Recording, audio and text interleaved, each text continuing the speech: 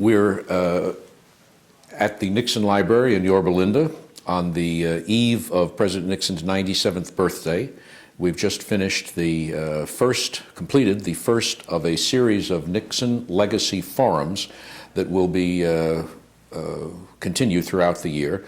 And the man who created, produced, and directed and moderated and participated in the first of the forums, which was about the contribution, the organization, and the contribution of the domestic council in the Nixon administration, is here, Geoff Shepard, who was an associate director of the domestic council.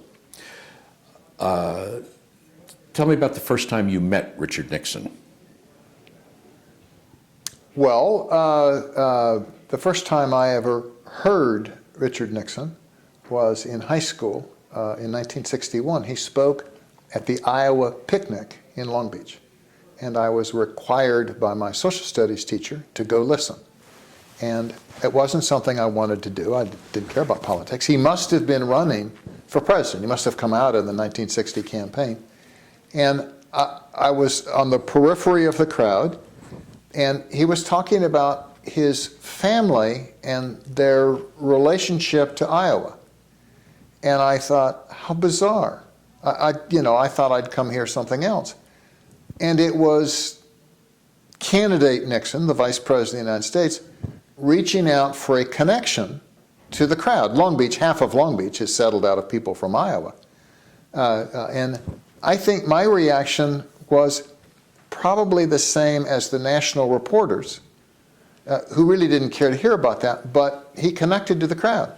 And I've remembered that ever since. I didn't meet him at the time. Then I went to Whittier College, as you know, from Long Beach Wilson High School.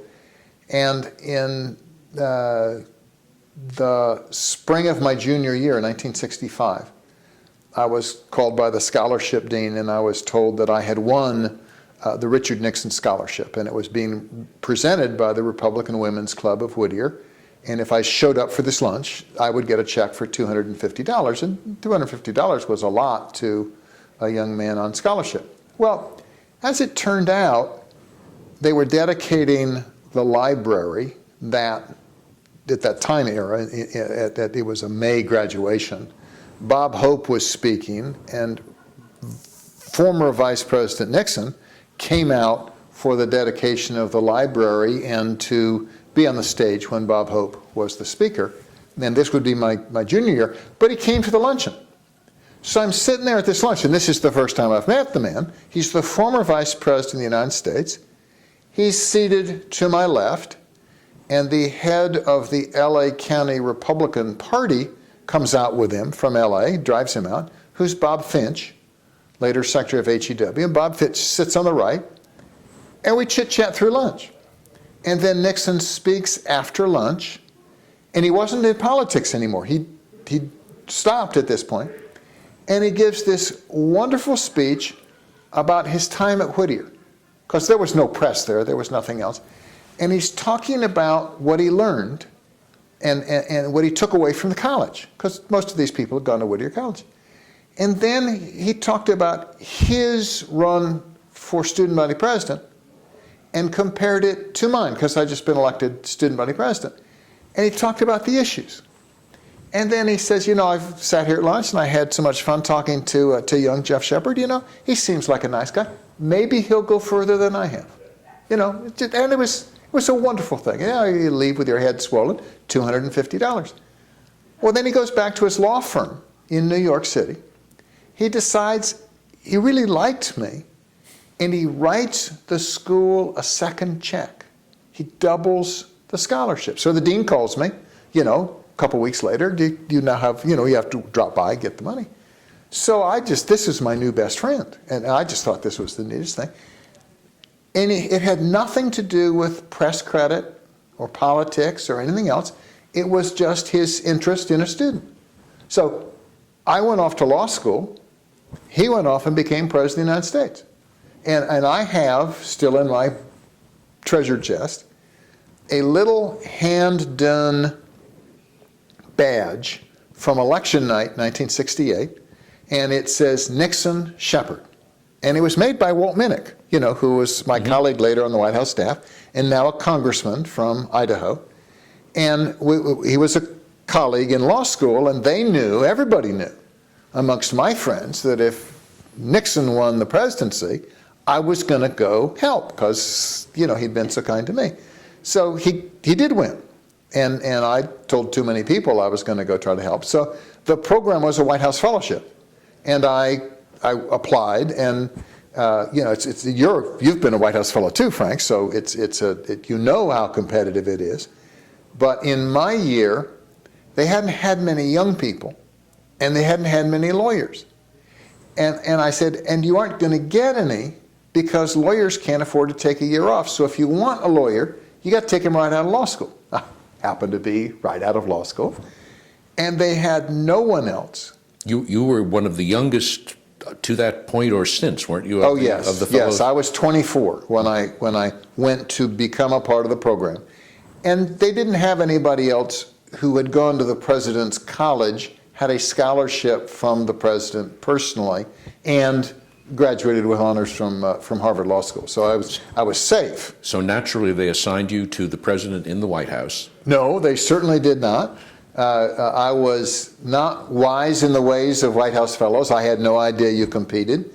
I wanted to be at Treasury because they were redoing the tax bill, and I studied taxes. So I actually ended up for my fellowship year at studying under Paul Volcker, who was Undersecretary of the Treasury for Monetary Affairs. And I did my fellowship year at Treasury. But when they announced us as fellows, in those days, after selection weekend, you went immediately to the White House and they had a public announcement. And Arthur Fleming was chairman of the selection committee. Ken Cole was on the panel. Pat Buchanan was on the selection panel. And the president, in naming the fellows, said, we have somebody from Harvard and somebody from here, and we even have somebody from Whittier. So it was a nice gesture for him. So that's when I met the president.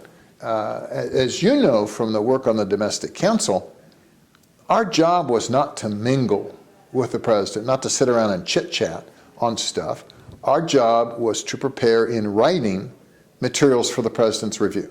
And the purpose of these Nixon Legacy Forums that's going to begin and then run throughout most of this 20th anniversary year of the library is to revisit, mainly through talking panels and conversations with the actual participants, to revisit the legacy of the domestic policy of the Nixon administration, which was organized, promulgated through the Domestic Council. Yes, the Domestic Council was founded under Nixon's presidency.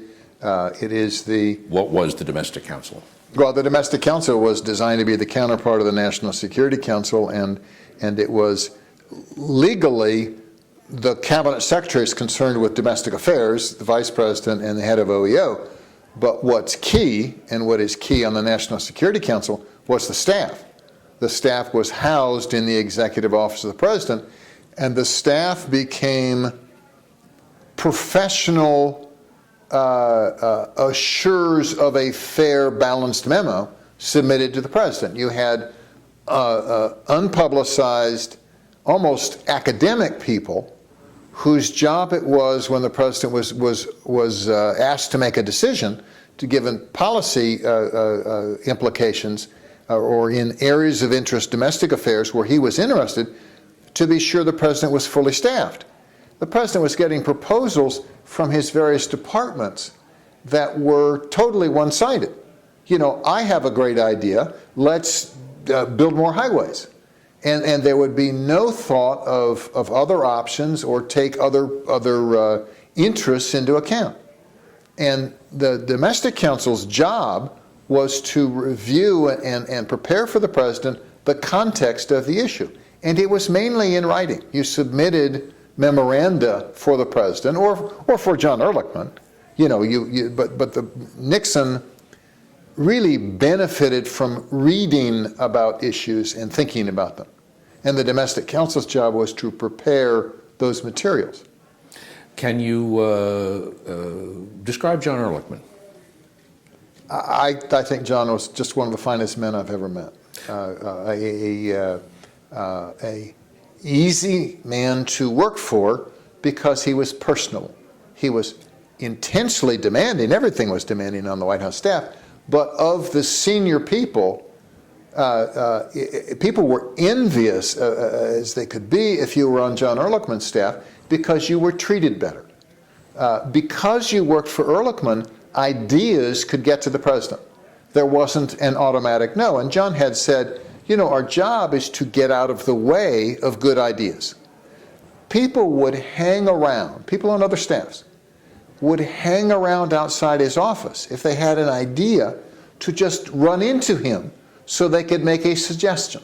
And those of us that were on his staff benefited tremendously from John's open attitude. He was not a free thinker, but he enjoyed ideas, and he would let you develop your idea. And it was, I mean, the White House is heady stuff, but this was fun work, and it was engaging because you were trying to sort out the proper way for the government to conduct itself. And there were political considerations, and there were all kinds of other things going on that you had to take into account. But by and large, the Domestic Council staff was trying to do the right thing.